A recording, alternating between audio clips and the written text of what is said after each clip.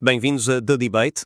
O material que hoje analisamos é um comentário de Marie-Noël Tabout sobre um conjunto de textos bíblicos que são, na verdade, o coração do discurso cristão sobre a sua missão no mundo. Temos passagens de Isaías, dos Salmos, da primeira carta de São Paulo aos Coríntios e, claro, do Evangelho de Mateus. Exato, e a partir destes textos emerge uma tensão fundamental, uma pergunta que, na verdade, ecoa há 2000 anos. A questão que vamos explorar é esta. A essência da missão cristã está nas ações concretas de justiça e amor, quer dizer, no testemunho silencioso de uma vida transformada, ou reside primariamente na proclamação explícita de uma mensagem, de uma verdade específica? A minha posição é que, por mais cruciais que sejam as boas obras, e são, elas não são a totalidade da missão. O núcleo, o elemento que é verdadeiramente distintivo, reside na proclamação do mistério de Deus, como lhe chama São Paulo. É a mensagem de um Messias crucificado, uma ideia que desafia e transcende toda a sabedoria humana. A ação, se calhar, prepara o terreno, mas é a palavra que planta a semente. Pois, eu percebo essa perspectiva, é poderosa, mas vou propor um enquadramento diferente.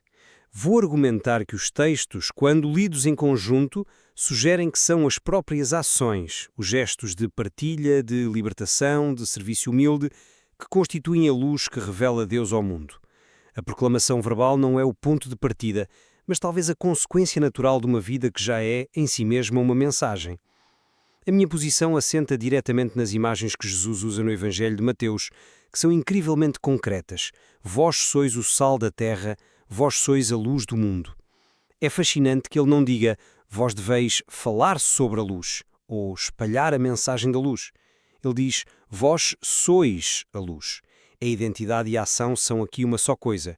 E o propósito é explícito, que a vossa luz brilhe diante dos homens, para que, vendo as vossas boas obras, eles deem glória ao vosso Pai que está nos céus. A glorificação de Deus é o resultado direto de as pessoas verem as boas obras. Visível no fazer o bem. E isto, repara, não é uma ideia nova de Jesus, é o culminar de uma longa tradição profética. Séculos antes, Isaías já tinha dito exatamente o mesmo. Ele critica um jejum que é puro ritual, desligado da vida, e pergunta, qual é o jejum que me agrada? E a resposta de Deus através dele é inequívoca. Partilha o teu pão com quem tem fome, acolhe em tua casa os pobres sem abrigo, veste os nus. São ações, não são discursos. E a promessa que se segue é a chave de tudo. Se fizeres isto, então a tua luz jurará como a aurora. A luz não é algo que se acrescenta à ação de justiça. A luz é a consequência inevitável dessa ação.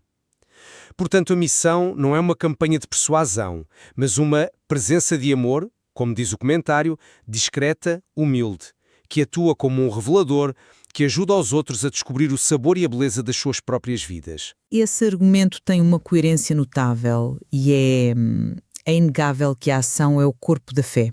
Mas se olharmos para São Paulo, encontramos uma perspectiva que, no mínimo, complica essa visão. É preciso lembrar o contexto em que ele escreve. Corinto era o epicentro da sofisticação grega, um lugar onde a retórica, a sabedoria, os argumentos bem construídos eram a moeda mais valiosa. E como é que Paulo se apresenta lá? Bem, ele diz, apresentei-me diante de vós com fraqueza, cheio de receio e a tremer. Ele rejeita deliberadamente o prestígio da linguagem ou da sabedoria. Porquê? Porque ele quer que o foco esteja noutra coisa. Para ele, o conteúdo da sua mensagem não é uma ética geral de fazer o bem, por mais nobre que isso seja. É redutível a um ponto único e francamente chocante. Jesus Cristo e este crucificado. Para a mentalidade grega, isto era loucura. Para a mentalidade judaica, um escândalo. Não é uma mensagem que convença pela sua lógica ou pela exemplaridade moral de quem a proclama. É um mistério. Paulo insiste que a fé dos coríntios não deve assentar na sabedoria dos homens, e aqui poderíamos incluir a admiração por atos de caridade notável, mas sim na potência de Deus, que se manifesta através do anúncio do Espírito. A ação por si só corre o risco de ser ambígua. Muitas filosofias e religiões promovem a bondade. A caridade é universal, mas não é única. A especificidade da mensagem cristã é a proclamação de um evento histórico e de uma pessoa. O comentário sublinha que evangelizar é dizer o reino está no meio de vós. Mas para que se saiba que é o reino de Deus, é preciso revelar-lhes o nome daquele que age através deles. A ação, sem a palavra que a interpreta e lhe dá um nome, fica incompleta, fica anónima. Percebo a lógica, mas essa distinção que fazes entre ação e palavra não te parece algo um pouco artificial, que os próprios textos desmentem? O Salmo 111, que é citado no material, descreve o homem de bem como aquele que reparte com largueza os seus bens e que, precisamente por isso, no meio das trevas, ergueu-se como uma luz para os corações retos. A ação de partilhar não é um prelúdio à comunicação. Ela é a comunicação. É a luz. O comentário de Tabut reforça isto de uma forma lapidar. Lá onde há amor, aí está Deus. A presença do amor, manifestada no ato concreto, é a própria presença de Deus. Não precisa de legendas, não precisa de um porta-voz. O ato fala por si. Mas fala o quê exatamente? Essa é a minha questão. Concordo que onde há amor está Deus, mas será que as pessoas que testemunham esse ato de amor o reconhecem como tal? O próprio comentário que tu citas acrescenta uma nota que é crucial. A verdadeira luz do mundo não somos nós, é Jesus Cristo. Os discípulos são chamados a ser luz, mas apenas refletem essa luz original. Ora, uma reflexão pressupõe uma fonte. As boas obras podem ser vistas como reflexos admiráveis, mas a missão evangelizadora, na minha perspectiva, implica nomear a fonte dessa luz.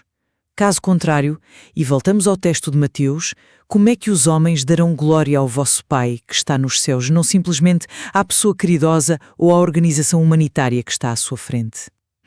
Essa é uma preocupação legítima. Estás a dizer, então, que uma ação, por mais justa que seja, é inerentemente ambígua até ser batizada com a palavra? Que a ação em si não tem voz? Estou a dizer que a sua voz pode ser mal interpretada, pode gerar admiração pelo agente humano, o que é bom, mas não necessariamente glorificação da fonte divina. A ação pode fazer com que alguém diga que pessoa fantástica, a palavra é o que o convida a dizer que Deus fantástico deve ter esta pessoa. A palavra redireciona a glória. Sem essa nomeação, a glória pode ficar retida a nível humano, tornando-se um humanismo exemplar, mas não uma evangelização. Mas, se levarmos esse argumento às últimas consequências, não corremos o risco de desvalorizar a própria ação como se ela fosse um mero adereço para o discurso? O texto de Isaías parece antecipar e resolver exatamente essa questão. Ele diz que se cumprires os atos de justiça, partilhar o pão, acolher o pobre, a glória do Senhor fechará a marcha.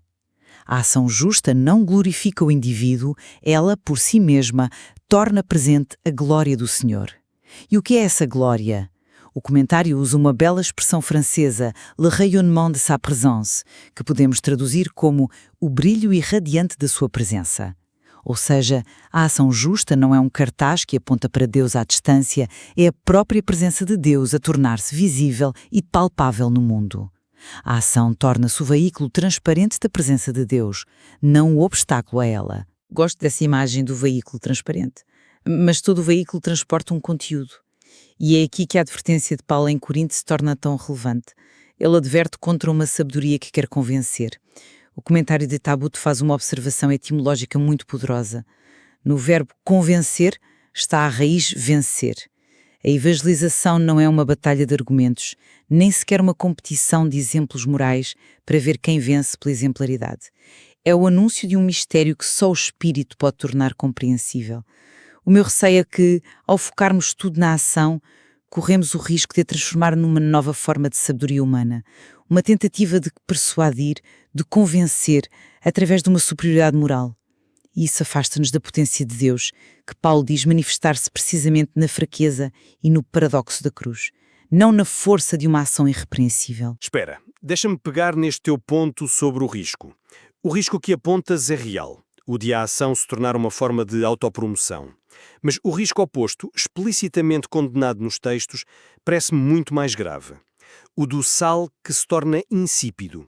Jesus adverte de forma muito dura que o sal que perde a sua função não serve para mais nada senão para ser lançado fora e pisado pelos homens. A função do sal é dar sabor. A do crente é ser um revelador, como diz o comentário. E como se revela o sabor? Através da presença e da ação. Uma proclamação verbal que não esteja profundamente enraizada em atos de justiça, como os que Isaías descreve, é um discurso vazio, insípido. É precisamente o tipo de religiosidade que o profeta critica. Um culto divorciado da vida, onde se jejua enquanto se busca o conflito e a disputa. A credibilidade da palavra, se e quando ela surge, depende inteiramente da coerência da ação que a precede e a sustenta. Uma palavra sem ação não é apenas incompleta, é insípida, é inútil. Totalmente de acordo. A coerência é o chão onde pisamos. Mas a credibilidade não é o mesmo que o conteúdo. Uma pessoa pode ser incrivelmente coerente na sua bondade e isso torna-a credível, claro. Mas o que é que ela está a comunicar? A sua própria bondade? Ou algo para além dela? O comentário de Tabud faz outra nota subtil, mas crucial. Diz que não somos nós que damos sabor à vida dos outros. Isso seria arrogante. A nossa função é revelar-lhes o sabor que a sua própria vida e os seus próprios gestos de amor já têm. E essa revelação, para ser completa, precisa de um nome. É o ato de dizer, essa bondade que praticas, esse amor que sentes, o nome disso é Deus. O reino está no meio de vós. Esse dizer é um ato de proclamação que dá um nome e um sentido divino ao amor que as pessoas talvez já pratiquem sem o saberem. O silêncio, neste caso, não é humildade, é omissão. Deixa o gesto de amor no anonimato, quando a missão é revelar o nome daquele que age através deles. Mas essa nomeação não corre o risco de ser uma apropriação, de colocar um rótulo religioso em algo que é universalmente humano? A força do testemunho silencioso é precisamente a sua humildade, e isto leva-nos a outro ponto central do comentário. O anúncio do Evangelho acomoda-se melhor aos meios de pobreza. Paulo, na fraqueza, medroso e a tremer, encarna essa pobreza. Mas não é apenas uma pobreza de retórica, de não usar discursos elaborados. É uma pobreza existencial. É a mesma atitude que leva a partilhar o pão e a cobrir quem está nu. É viver o espírito das bem-aventuranças, que não por acaso precedem imediatamente este texto de sal e luz no Evangelho de Mateus. A pobreza dos meios, vivida na solidariedade concreta com os últimos, é em si mesma a mais poderosa das pregações. Ela demonstra um sistema de valores radicalmente oposto à sabedoria do mundo, que valoriza o poder, a riqueza, a influência. Essa pobreza vivida é a mensagem. Sem dúvida. A pobreza de meios é a condição necessária. Mas a condição para quê? Paulo usa essa pobreza com uma finalidade muito clara, que ele mesmo explica, para que a fé não se baseie na sua capacidade humana, mas no poder de Deus que acompanha a sua proclamação. O testemunho da pobreza é o canal, mas a mensagem sobre o Messias crucificado é o conteúdo que flui através dele. Sem esse conteúdo específico, o canal, por mais autêntico e credível que seja, permanece vazio, ou pelo menos transporta uma mensagem ambígua. O comentário lança uma pergunta retórica. Será que o testemunho da nossa pobreza seria a melhor das pregações? Eu responderia de forma ligeiramente diferente. Diria que é a condição indispensável para a única pregação que importa, a de Cristo. A pobreza valida a mensagem, mas não a substitui.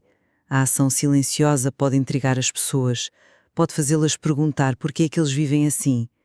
E é essa pergunta que a palavra deve responder. Bem, ao longo da nossa conversa eu defendi que a convergência dos textos, de Isaías a Mateus, aponta para uma verdade central. A missão do crente é ser um revelador através da ação. É o partilhar o pão, ao ser uma presença humilde e compassiva, que se torna luz do mundo e sal da terra, permitindo que outros, ao verem estas obras, descubram por si mesmos e glorifiquem a fonte de todo o bem. A ação é a pedagogia de Deus. E eu procurei demonstrar que, embora essa ação seja o terreno indispensável onde a fé se manifesta e ganha credibilidade, a contribuição única e insubstituível da mensagem cristã, como sublinhada por Paulo, é a proclamação explícita do mistério de um Messias crucificado. Sem esta palavra que nomeia e interpreta, a ação, por mais nobre que seja, arrisca-se a permanecer um gesto humano anónimo, admirável mas terreno, em vez de um sinal inequívoco da potência de Deus que irrompe na história. A tensão entre o testemunho silencioso do sal que age por dentro e a visibilidade da luz que brilha para fora, entre a ação de justiça que mostra e a palavra de proclamação que nomeia, permanece. Não é de tudo uma questão fácil. Talvez a verdadeira resposta não esteja numa escolha entre um e outro, mas numa união inseparável, numa dança constante onde a ação confere credibilidade à palavra e a palavra ilumina o significado último da ação. O material que analisamos hoje não nos dá uma fórmula, mas, bem, certamente convida a uma reflexão mais profunda sobre este equilíbrio delicado e essencial.